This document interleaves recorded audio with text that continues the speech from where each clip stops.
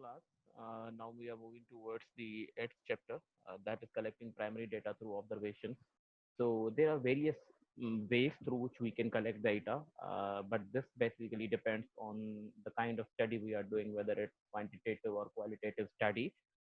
So in this particular chapter, we'll be talking about how primary data is collected based on observations only.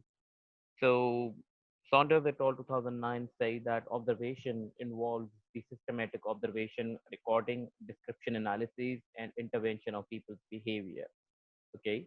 Now there are two main types: participant observation and structured organization. Now, what is the difference between both of them? A participant observation emphasizes the discovery of meaning attached to the action. Okay, we are concerned about the meaning.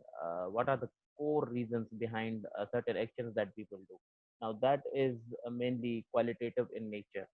But now what we are actually doing is we are exploring things, and we don't know.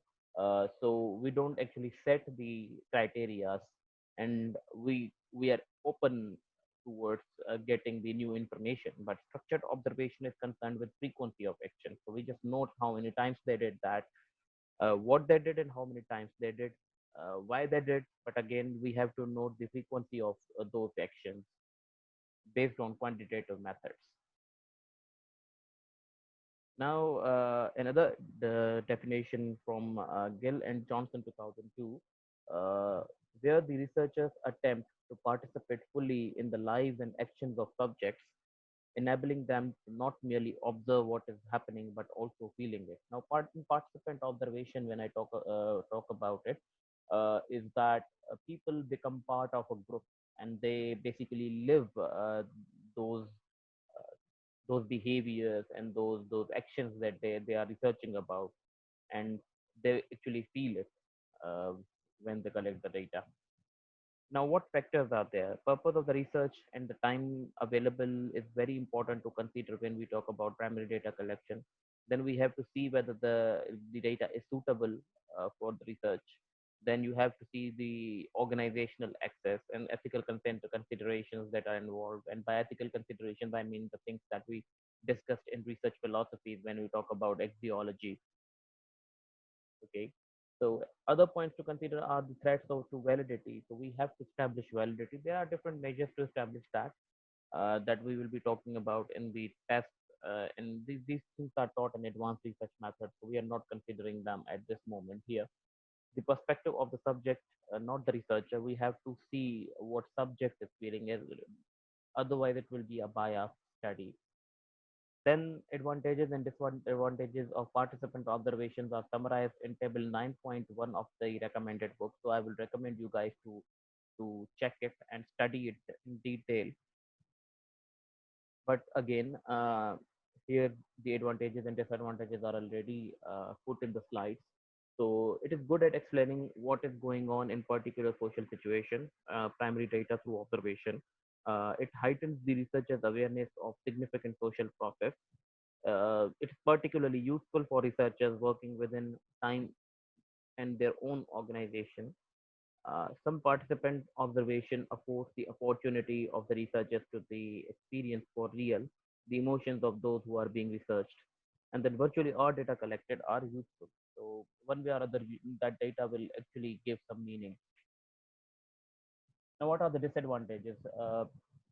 Collecting primary data, and especially through observation, is a very time consuming task.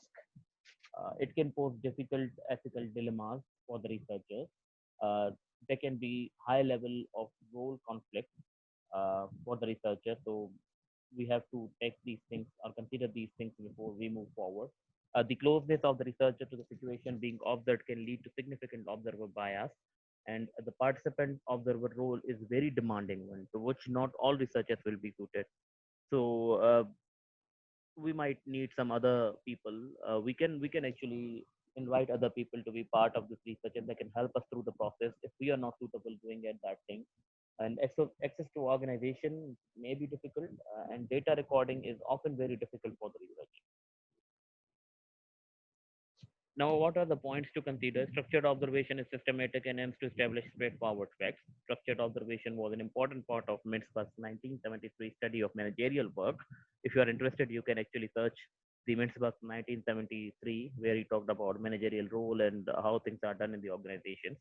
And then proliferation of internet potentially widen the scope of participant observation, so data collection would be easy for you. And then advantages of and disadvantages of structured observation are summarized in table 9.